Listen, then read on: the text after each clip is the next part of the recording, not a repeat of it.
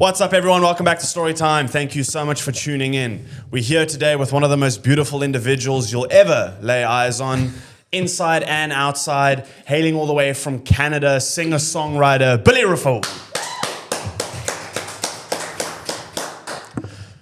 That's the pot calling the kettle black. This is the most beautiful man you'll ever lay eyes on. Thank you so much for having me. Appreciate you, Vugga. Thank you so much, man. So I think I warned you when you came to SA. I mean, what's it been now? Like 10 days that you've been here for this time around. Yes, 10 days. I said to you on this podcast, it's going to be an hour of me just complimenting you the entire way through. So to everyone watching, bear with me. That's what it's going to be. But thank you for being here, dude. I appreciate your time. I'm so happy we get to do this in person, dude, finally. 5 years ago, we did this virtually during COVID. Yeah. And now we've manifested this in the flesh. It's been crazy. It was August 2020. Yeah. I came across your EP, 1975. Yeah. Was listening to that religiously every day. And then just dropped you a DM. And I was like, we have to get you onto Storytime. Slid into the DMs. Yeah. And I was like, who's this dude? Looks like Thor and has all these followers and is an actor. And he's from some weird country on the other side of the world. Yeah. That was a great chat, though. We went through all your albums. I remember I was at my mom's apartment in Windsor, Ontario, Canada, on the river, just overlooking Detroit.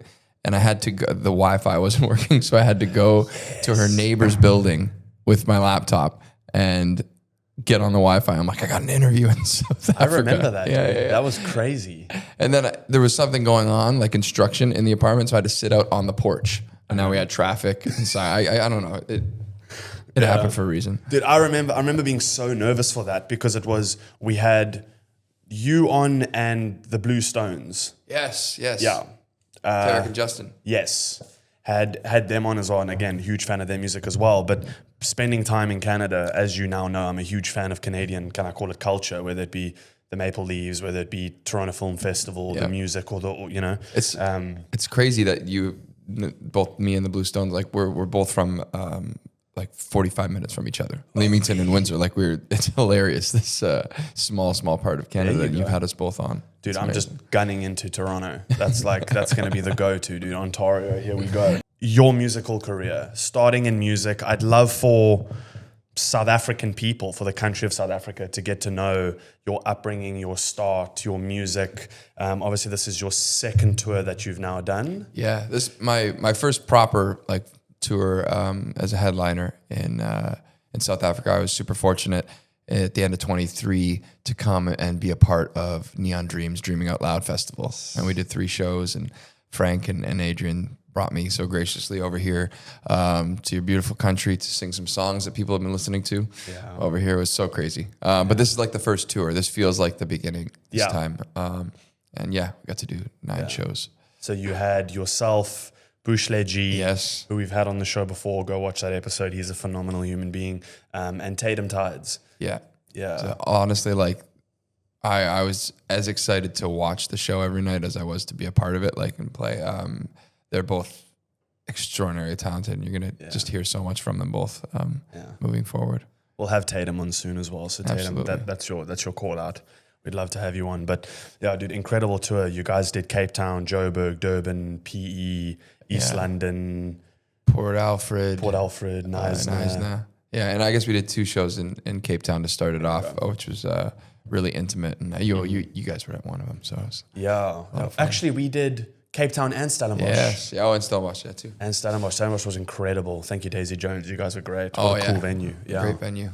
It was a whirlwind. It was 9 shows in truly 10 days, so it was great. That's insane. Getting to see you guys on schedule, obviously yourself and Jesse. Yep. Jesse's behind camera here now. His episode will drop either just before this or just after this, so watch that as well. Incredible human being.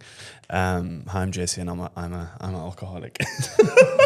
And so this is the warm up for the Jesse episode. 100%. This is the I'm the ease opener. I'm opening for Jesse on this. There we go. Episode. This is Billy's tight 5 before we get your tight 5. Seeing your schedule, dude, it was My word. Wake up straight to venue, sound check. After sound check, you at venue, from venue into performance, from opener to yourself. Wrap up, finish late, get on a plane, sleep for like 4 hours, get on a plane, do it again. Get on a plane, do it again. It was insanity. Yeah, man. It was, I'm ready to do the whole thing again right now, to be honest. The way these things work for me anyway, is by the, time I have 2 or 3 shows left, I feel like we're just firing on all cylinders and like your body's used to everything and then it comes to an end. But it was, I would love to like say how hard it was, but it was really, it was just a joy the whole time to do it. I did, however, have to get used to taking naps. I think this is the first tour I've ever had to take a nap in the middle of the day, even if it was just 30 minutes because of the schedule. And that helped for sure. Yeah. The first time Billy came to South Africa, you performed, I think, 3 nights, right? 4 nights. Yeah, I did Joburg, Durban, and Cape Town. Yeah. Okay. And you did the Cape Town performance. I think it was early in the weekend. I think it was a Saturday night or a Sunday night. I remember it vividly because the show was early because the Springboks were playing. So we purposely had the show, which I love because that's like, that's just amazing. That's like putting your show on before for the Stanley Cup Finals in Canada somewhere. We got to play earlier because everyone's going to watch a game. And we got to watch it. We did your show and then a classic braai with as much meat as we could fit on that klapperooster as possible. Braai had some beers, watched the game. With your family, it was awesome, man. Your dad was amazing. I don't know how many, what were the sausages called? Boerewors. There we go. Maybe 6 of them he made me. We just kept putting food on your plate and it's like, eat. Yeah. It was beautiful. Yeah. It was amazing. And you were scheduled to leave, I think the Monday. It was the Monday, And I'd, at this time, like 2-3 months before you arrived in South Africa, I'd stopped acting, podcasting. I'd quit everything. And I just got to a point where I was just exhausted. I'd had enough and it didn't feel like it was going the way that I wanted it to go. So I pretty much just kind of signed off and decided, peace, let's go into corporate and let's get an office job. And I was in that job for 3 months. And the day before probation ended, which happened to be that Monday that you were going to leave, I got fired or let go or whatever the right terminology is. The fact of the matter is I was told to fuck off and get out. So I had to pack up all my stuff and get out and whatever and go through all the meetings of like, this is why we don't want you anymore. And it's not that you do anything wrong. It's just not a good fit, the usual kind of blah, blah, blah that gets given. And obviously I'm quite emotional because I'm like, I've quit everything. This was my plan B. And I'd come in and wanted to be really good at it, get fired. And I'm sitting on the side of the road with all my shit in a box. And I phone my dad and I'm like, hey, Dad, got fired, whatever. And he's going, what? He's confused. And I phone my mom and this whole thing and I'm crying and like really just disappointed in myself that I let this happen. And I look across the road and in the building that I was working, there was a coffee shop next door to it. And sitting in the window of the coffee shop is Billy Raffoul with your guitar. And we'd already said goodbye and this whole thing and we'd had this phenomenal weekend together. And then this happens first thing on a Monday. And I'm looking through the glass going like, I can see obviously it's the hair and the guitar. And I'm like, I know that look. I know that appeal. Like I just dropped you at the airport yesterday. What the fuck's going on? What is going on? Walk inside and I'm all puffy eyed and whatever. And Billy's just like, hey dude, couldn't leave. The plane got struck by lightning. And so they booked us into a random apartment for the night. And it happened to be in the apartment building that was next to my office. So I got fired and came out and you were there. Dude, it was meant to be. Thank you for saying that, but it was just meant to be simply.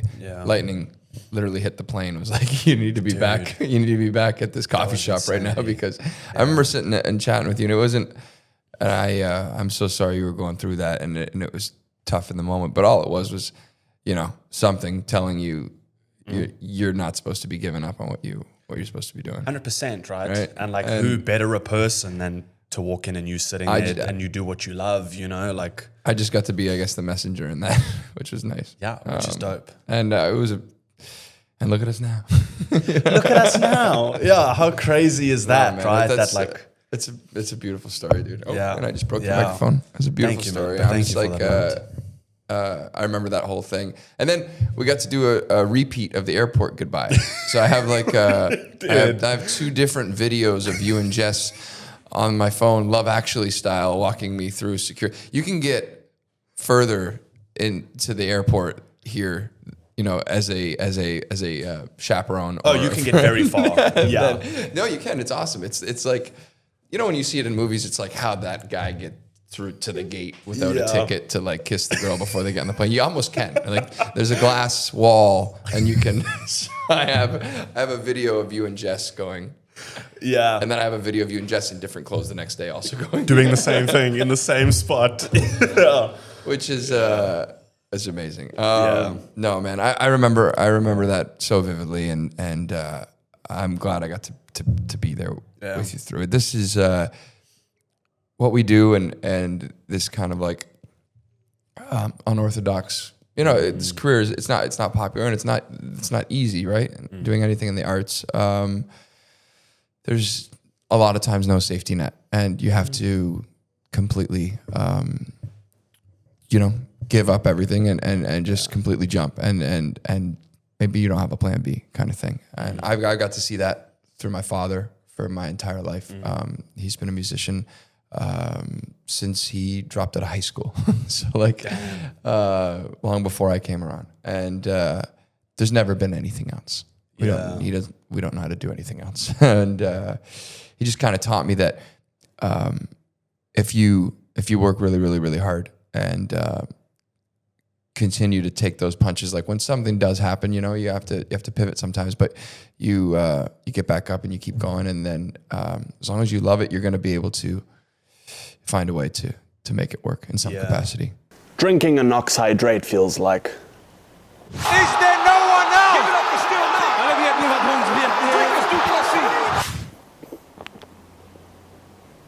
now. Let's get back to the show. Starting out with everything, starting out in music, it was through Dad's influence, and then I mean both for you and your brother, right? Yep. Moving into that space. You told a story the other night that was fascinating over Girl Time, where you were saying like getting to Nashville at like 18 and being like, this is what I'm gonna do. Yeah. Where was your head at for that moment of like, I've always wanted to do this, but now I'm kind of being thrown in the deep end to actually carry out what I've said I want to do? Yeah, it was just one day at a time, and one kind of, it was so exciting. It's still so exciting. That's why I still have the fuel to kind of keep going. But I just remember going down to Nashville from Leamington, from Windsor for the first time, and being like giddy because I got my first co-write. Like up until then, I'd only ever, written by myself, and I'm like, I get to write with this guy.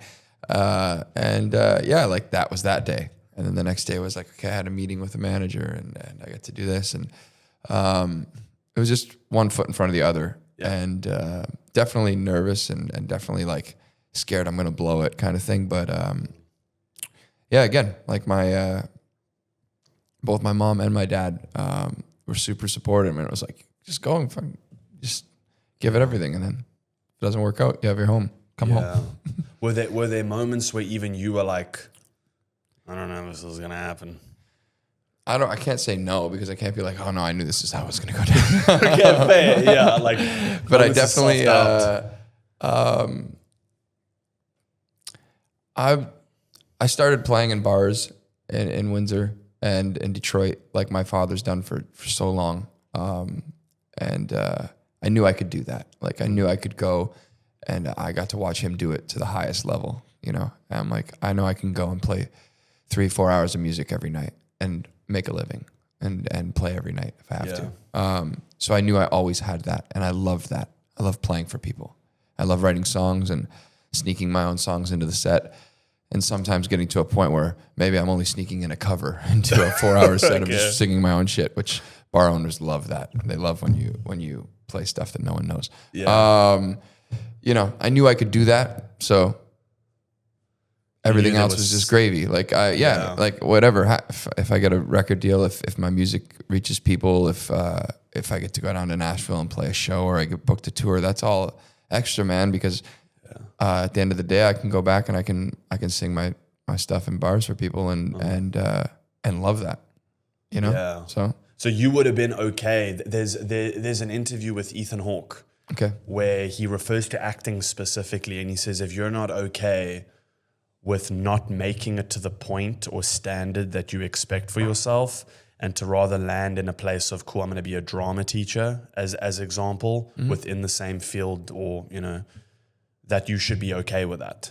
I think, okay and success looks different to people, right? Like, again, I keep going back to my parents and keep going back to my dad and my family because it's all I know, right? And I know to say that, like, I'm the oldest of 5 kids. My dad's never done anything other than stood on stage and sang.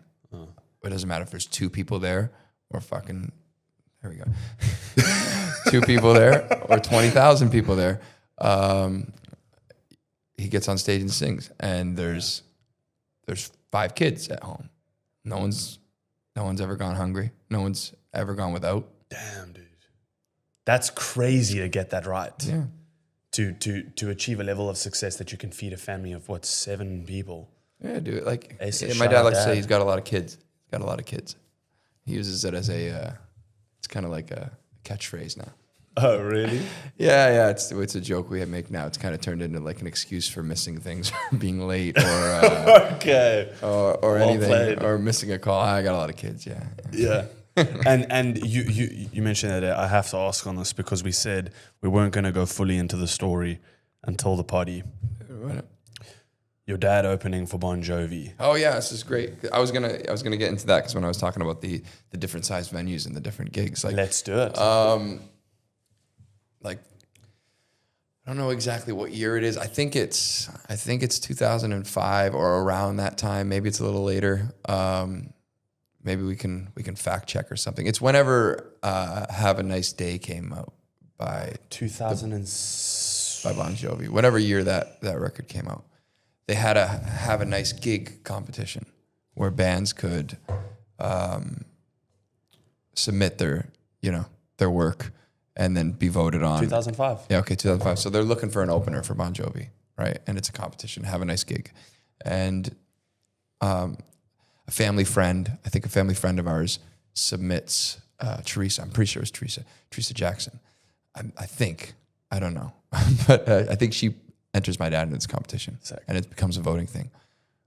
It gets down. He gets into the top 3, and then like Bon Jovi and Richie Sambora go on fucking TV and say, "We've picked a winner," and it's Jody Raffoul, which is great because Jody Raffoul, like a raffle winner. But that was the joke for a while. It suits. No, to the which moment. we didn't care. He won, right? Whether it's pronounced properly or not. And he got to go to Giant Stadium and open for Bon Jovi with busloads of people from Leamington who made the trek. You know, like just Yeah. it was crazy. He got to do it again. He got to do it in Detroit, and we got to go. It was insane because it's like, I don't know how many people in Giant Stadium you could put. It's tens and tens of thousands of people. Yeah, that's big. Giants as in the football team. Yeah. Yeah. Where is that? Is it actually in Jersey or is it in New York? It's in Jersey, right? Yeah. Jersey?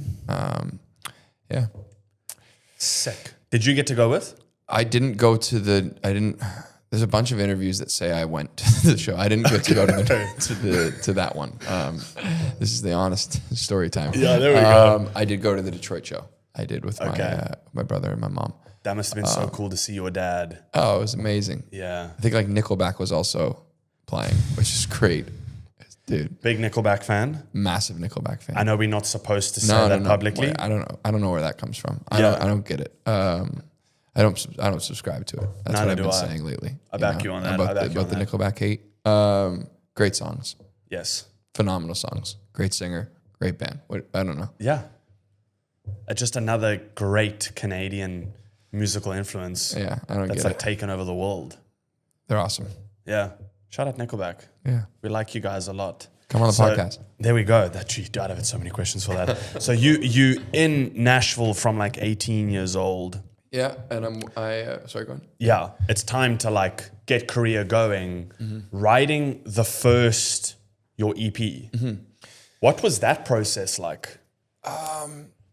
It was kind of, if there is a grueling part to this journey, I think being in that first record deal and being in like this writing phase, that first writing phase was the grueling part, if there was a tough part, because I had so many incredible people I was working with on the business and record label side of things who were booking me sessions with some of the most talented writers in the world.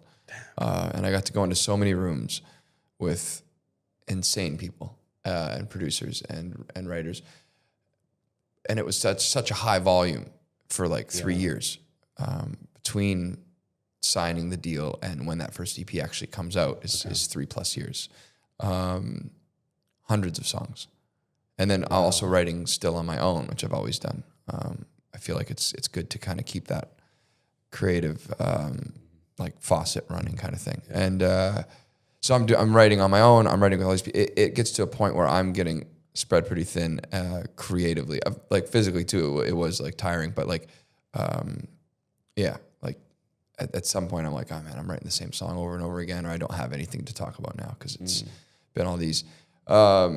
Eventually, I land on a producing partner that and he becomes a great friend, Mike Crossy. We meet. We had honestly actually met in 2015 as well, but wouldn't have the EP drop until 3 years later. We had worked on a bunch of music together, and I just right away knew that this was going to be the guy. And so him and I worked tirelessly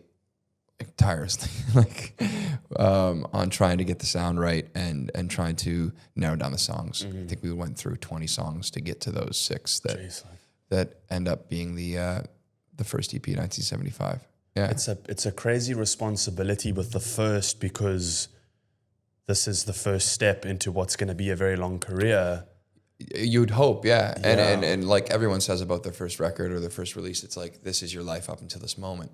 So if you put your first EP out when you're 23, you're 24 years old, you're obviously not writing when you're a baby, but this is 24 years coming, right? And then the next one might come 2 years later. Those songs are brand new. And it compiles like everything you learned on the first one you take to the second one. But yeah, that first introduction is very important. First impression is very important. We were chatting last night over dinner about the Beatles. Yeah. And you were educating me on the Beatles. That's going to upset a lot of people, but I've never listened to the Beatles. I know of some of their music, but it's not something that I'll pick and play. The Please Please Me. Oh, yeah. I was trying to start you like pretty early on. Pretty early on. Yeah. I mean, it's like I wish I could speak multiple languages. I can't. Even my French is terrible for being Canadian. Like, it's embarrassing. But my second... Sorry. Is that the Friends? Yeah. Sorry, I had to throw that in there. Je m'appelle.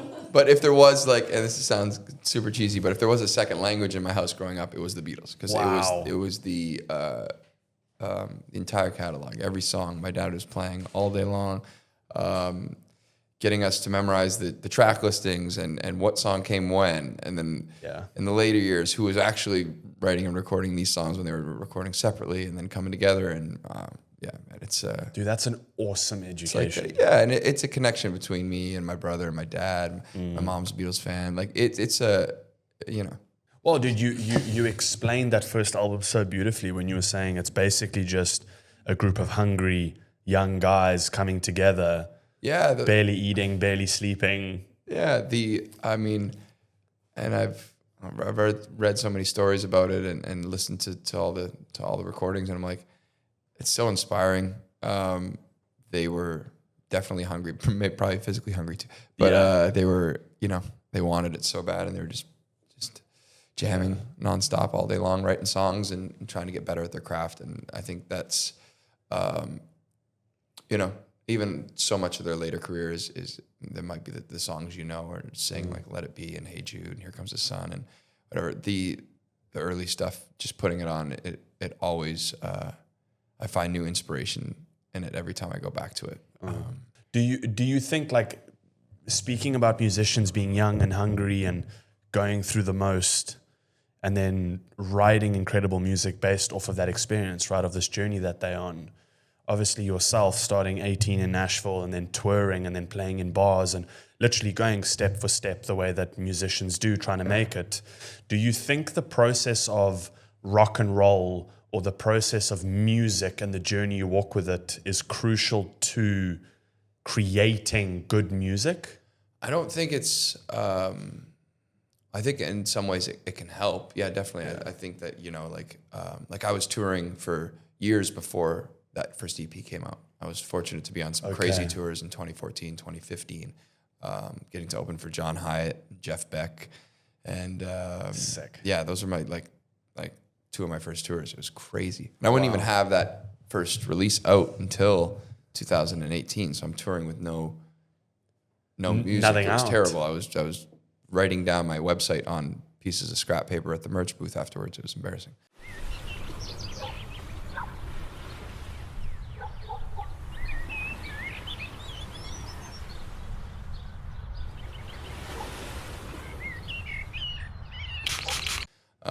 But how cool's that story? Yeah, though? well, like, you know, I got to. The reason I'm saying is I got to like test material every night and see what songs react. You know, so in that sense, the journey, yeah, sure, can definitely help inform the writing and maybe make you a better songwriter. But I don't think it's I don't think it's definitely necessary. Okay. You know, in the sense, I think some people just kind of come out and they're like, maybe they're not doing this that long. Maybe they've been doing it a year, but they have these songs and these ideas and this inspiration that maybe has been there the whole time. They just haven't been tapping into it, and it's just here it is, and its reception is amazing. Yeah. So I think there's any way it can happen. This is just kind of how it's been for you in the journey this far. And then you signed to big label. I did the major they call it the major label thing for a while. Yeah. But when you sign to a label and you now sitting at home and you experience something and you want to write about it, you want to sit and you want to write a song, as soon as the pen touches the paper and you write those lyrics down, it belongs to you, but it also belongs to this label because you're technically underneath them. I think there's a famous Tom Petty story, isn't there, about this? Yeah. With a record that was put in a vault until a certain recording deal was completed. Wow. And then it fell into his lap. Okay. I'm really inspired. Something just happened. Yeah. Okay. It was good. Dude. Hydration station right here, dude. Wow. Like writing music and actually creating music. A lot of your music is such a unique angle on love. Like with Homebody, right? Oh, yeah. When we were watching you perform it in Eisner, people went mad. And everyone resonates with the concept of, I actually don't want to go out. I'm going to stay at home, and we're going to make this evening special together, right? The reaction to the song has been amazing. Just over in South Africa in general, like it's the first single off of my new album that's coming out Friday. There we go. And it's been so cool to see people like really responding to the song well and like singing it, because like last time I came here. To play, the majority of it was the 1975 EP. Yes. And that came out in 2018, and I was playing it here in 2023, right? So they had 5 years with that EP. If you knew the songs, to kind of like, you know, have them be a part of your playlist and then come out and sing them. But with Homebody, it's only been out. It hasn't been out a year, which is so exciting to have had, you know, all these audiences really sing along and get excited about it. As far as the writing goes on that one, it was very a specific situation where, because I definitely know that feeling of not wanting. I don't want to go out tonight. Me and my partner Bianca, like I want to stay home. Like, there we go. You know? And I also can't cook half as good as she can. So it's very literal. It's very to the T. Yeah, it's very honest. Yeah. You said we were saying last night at dinner as well, saying how certain songs that you write start from the angle of like a melody, right? Or like a tune or something that comes to mind that way. And some songs start from like an idea or a concept that comes to mind. For sure. And Homebody specifically was out of like a concept. Conceptual, Yeah. Of the, literally what we're saying, like, I wanted to, have a play on that. Like, I know a place we can go, like, right here. Like, we can fucking stay home. So sick, yeah. Are there any songs off the new album as well that conceptually stood out for you in the same way as Homebody? There's two that will be released with the record that are not out yet. One's called Slow, which is kind of another spin on like kind of taking it easy, and it's in the lyric, but it's like a laid back love song that will be out with the record on Friday. And then the final track, which is called The Love of My Life, which is the first song I recorded for this album. Like when I went in with Davis Nash in California and in Los Angeles, we started with this song, and then it ended up being the album closer, which is kind of cool. And that one's a little more all encompassing, conceptually talking about the different loves of your life as you go. When growing up, and it's your siblings and your family, right? And you go through life, and it's you meet your partner, and that's your partner, and then you go through life, and further, and it's your parents who are aging, and they're not going to be, you realize they're not going to be around forever, and it's like it's about your entire journey kind of thing. So that one and Slow, they kind of anchor the record. Okay. Yeah. So when you designing, I don't know if that's the right word, but when you designing an album, and like that first song is the first one that you actually complete and put together, is that then what the trajectory of the rest of the album is going to be? That you go, let's base it all off this concept I had at the beginning? I think what I like to do, and it's not necessarily conceptually, but like sonically, like how it sounds and the production. When I'm making a record like this, like the one we made, which is quite sparse in its sound. I wanted to make intentionally an album that I could perform just with me and a guitar, and people not really feel like it's missing so much. I wanted to be able to walk into any room and sit down and play this record kind of top to bottom, and I really feel like we did that with a couple like little choice sounds, but I really feel like we got there. And so when we went in, we wanted to get both extremes, the most stark that the album's going to be, like the most stripped back that it's going to be. Okay. And then the biggest it's going to get. Sick. And then now we have our kind of spectrum. A bit of a spectrum to exactly, play with. And everything's going to sit there. So I think Homebody, it's like a very dry recording in the sense that there's not much going on with the vocal. It sounds like it's like right in a room and not a like massive reverb or anything like that. Yeah. And then Love of My Life is the kind of largest production on the other end of the record. So, and you finish off on it. And then the whole album's, in the middle. Balances off. I like to get that kind of set when if we're going to do a whole album like that. So we know our parameters and can make it feel like it's done in one room and cohesive. Yeah.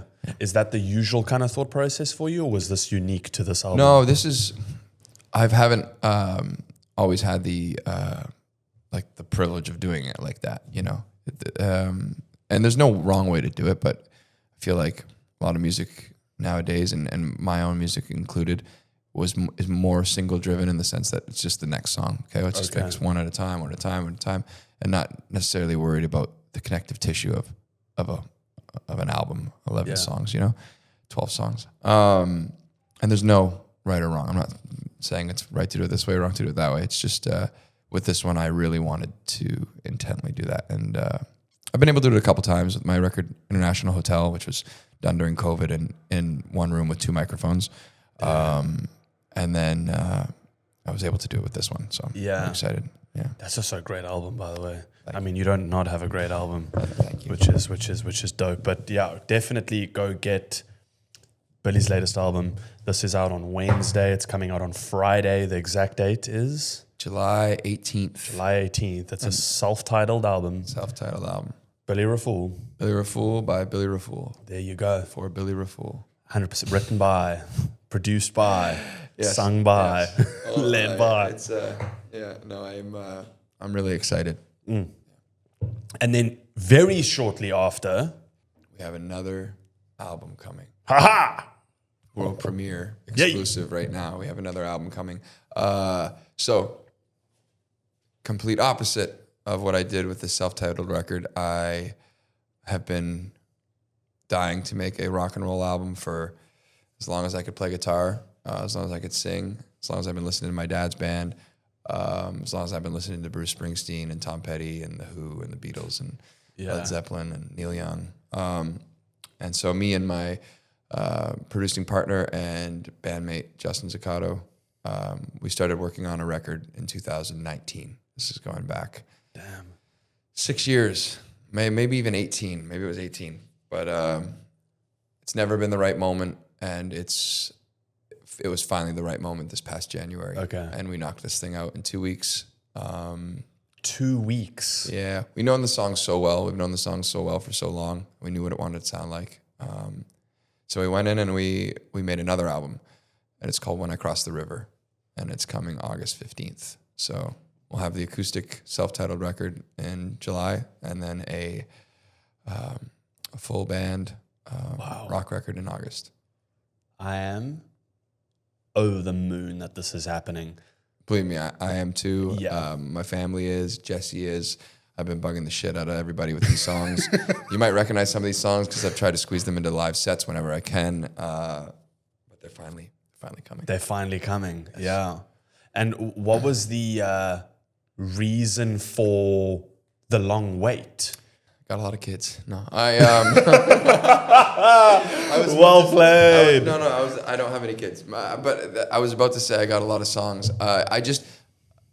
When I started this, my first song I put out was a song called Driver. It's a heavy rock song. Like there's alt rock song, there's big guitars, and then immediately followed it with a essentially live acoustic performance of a song called Dark Four Door. And they couldn't sonically be any different. Okay. And then a month later, I got to work with Avicii, and I wrote a song called You Be Love with him and Hillary Lindsay and Nathan Chapman, who are insane. Hillary's one of the most insane songwriters of all time, and a good friend. And Nathan is extremely talented as well. And we got to write the song with Tim, and it comes up. So now at that point, I have an alt rock song, an acoustic song, an EDM song. And then a month later, I have a song come out with Kygo. So now I have 2 EDM songs, an acoustic song, and a rock song. I'm all over the map. At this point, I am an EDM artist because I have 2 of those and only one of everything else. Yeah. No, and I know it's not how it works, and who cares? You don't need to be put into a box. But I've never not been in multiple pools like sonically. The 1975 EP came out sounding a lot more organic and acoustic the next year. And then I kind of just went with it from there on. I had some more dance collaborations. I had another one come out last year with my brother, Lost Boy Jay, in Toronto, which I was so stoked to be a part of that one. But I've never not kind of done a bunch of stuff. And throwing a full rock album into the mix has never felt right while I'm in that process. Okay. Yeah. Okay. Like one-offs here and there kind of thing. Yeah. We're fine, but to completely do a collection. And I'm super fortunate to be working with Network Records, Network Music Group. And they've given me the freedom and the, trust to kind of do this. Okay. I told them, look, I want everything to be cohesive from here on out as it pertains to them being an album. I don't want to just here's 5 acoustic songs and here's 5 rock songs, and they're on the same project. No, I want to do one, and then I want to do another. And if you guys are down, that'd be great. And they're in for it, yeah. Yeah, I played in Germany last fall, and the set had a lot more energy, and it was plugged in, and drums and electric guitars, and the response was amazing. And truly, some people I work with from the German side of the record label came out and were like, "Whoa, when are you putting that stuff out?" And I said, "Wow, whenever you tell me I can. So and then that was this year. Because I was going to ask you, what was the moment that made you go, now's the right time? Yeah, I mean, I'll put him on blast. I guess it was Martin Schumacher who works at Network, and he's been the catalyst for this, and in a great way. And I got off stage and he kind of teased me and was just like, "It's fine, yeah, fine if you don't want to do that. That's fine if you don't want to, you don't want to try and be Bruce Springsteen. That's fine." Yeah. And he kind of teased me because he knows I'm a massive Bruce fan, and that's a little bit of a wink. Well, that's sort of the big. And I'm not saying I could be that or be anywhere close to that, but that's a lot of where the inspiration comes from. And I know he's a fan of it too. So he kind of he was busting my balls, kind of like, when are you gonna record a record like that? Okay. And we did it, and it's gonna be yours in August. Last time you were here for the first tour, there was a song that you sent to me over iMessage. Is that one from on the album? Yes. Sorry, I know I'm leaving this up in the air. I think. Let's see if I can find it. I won't play it or anything. I think I sent you a couple. I think I sent you Michael, which was quite heavy, and on the previous record. But again, that record was half, acoustic songs and half heavier songs. I might have sent you something from this record for sure. Damn, I played that on repeat in the car, dude. So it's going to be a great album. Both are going to be phenomenal. So one will be, hit you in the feels, and one will be get you out your seat and get you fucking gang. So I'm excited for both. Here we go. It's going to be sick, dude. Hope you enjoy also want to give a random shout out to Jesse Creel. We both ended up meeting you for the first time on 2 separate occasions, a day apart. You're a very, very cool person, a very dope individual. So that was sick as well. Super humble, man. It was so. Last time I was here, Jesse, we watched you in the World Cup, right? Watched you play, and I had absolutely no idea that was you. And we ran into each other in the market or whatever. Jesse from the plane. Yes, Jesse from the plane. Before we close off, I want to touch into, if you wouldn't mind, I think people would like to hear the experience of working with Avicii. The process of that. Obviously, his documentary had come out earlier this year. So I think the relevancy of getting to tell that story would be really dope. And then just in closing, to go into your experience of this tour. For sure. The experience of Cape Town, Stellenbosch, Joburg. We can talk into each little independent city. But yeah, the process of working with Avicii, what was that experience like? It was surreal, man. Like it's going back to 2017. I'm in Nashville. I get a phone call saying that Avicii's coming to Nashville to work on some new music. I honestly don't know the process of how he got any of my recordings or demos, but he did. At this point, I'd already got a song kind of working with Kygo that's about to come out. And I'm like, this is crazy. He's, larger than life, really. Avicii came and played the Waterfront in Windsor for a university big show some few years prior, and it was just this massive thing in my hometown. And I get this phone call. I go to the studio, House of Blues studio in Nashville. I walk in, I meet Hillary for the first time. I meet Nathan for the first time, and I meet Tim for the first time. And I'm kind of I'm giddy, man. I'm like, I got my guitar that I've had with me, same guitar for 15 years now. And I got this little amplifier that was gifted to me when I was 10 years old, and by a family friend, Bacchus Saba. It's a little acoustic amplifier. You're supposed to plug an acoustic guitar into it and a vocal, so you can go busk or play in a small pipe. Okay. It is, not to put it on blast, but it's not the coolest piece of gear in the world. So I walk in with this little speaker and an electric guitar. I don't even know what to do with these, and I got a reverb pedal.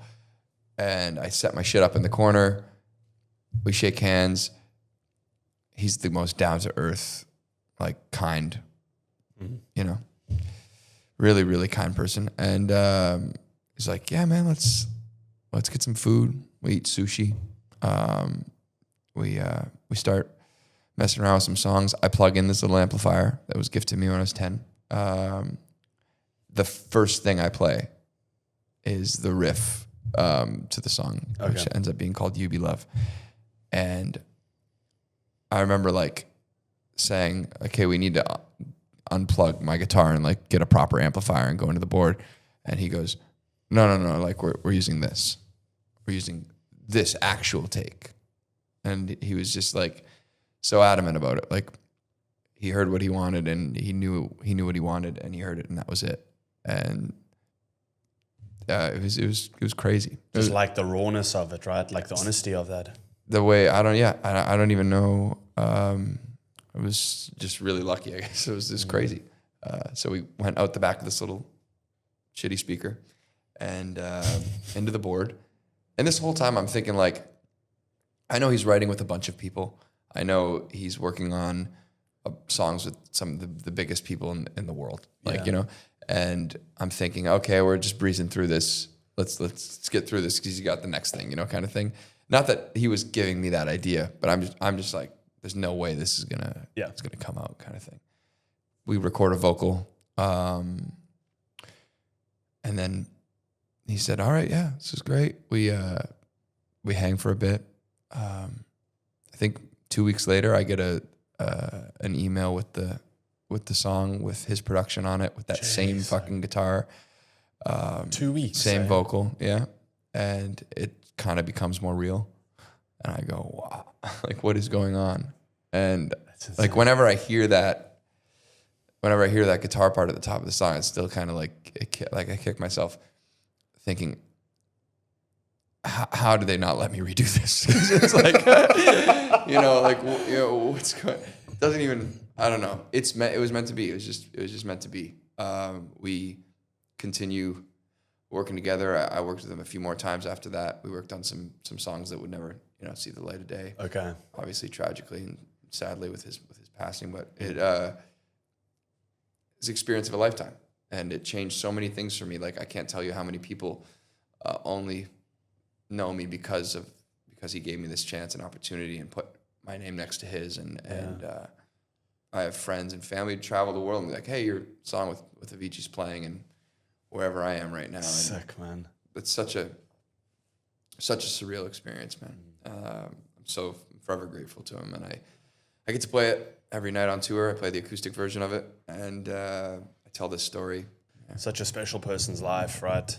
To kind of have your fingerprint in that story is awesome. Yeah. Is there someone right now, if I say, that you'd love to work with in any context, who comes to mind? Dream collaboration. Gracie Abrams, probably. Ooh. Yes. I'm a massive fan of hers. I think her writing's amazing. I think her voice is amazing. Yeah. Gracie Abrams. Please, Gracie. We all want to see that. I'll find her music too and listen to it as well. Yeah, that's dope. Wrapping up on what was a phenomenal tour around South Africa alongside everyone.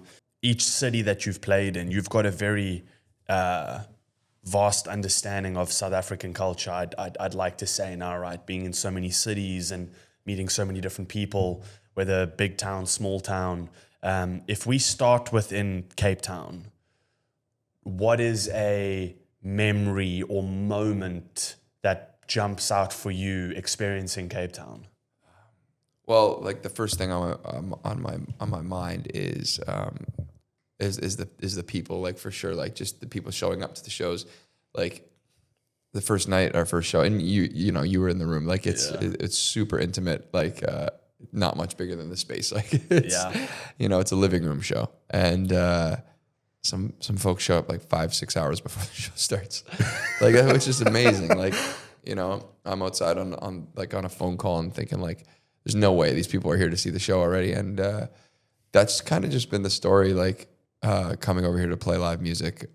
It's unlike anything I've ever experienced. I have some incredible fans in places like Germany and in the Netherlands and back home in Canada too.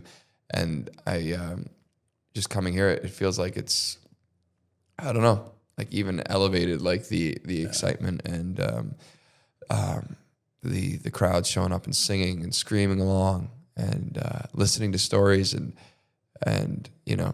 having the attention of like just people like in between songs, like after just after everyone just chanting the chorus to the previous song, and then they get right back down quiet and like want to hear, you know, me talk way too much.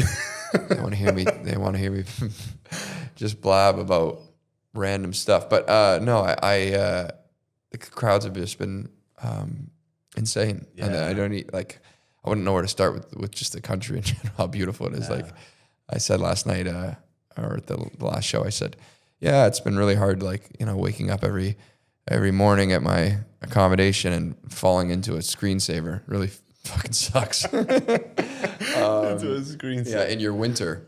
Winter. Yeah.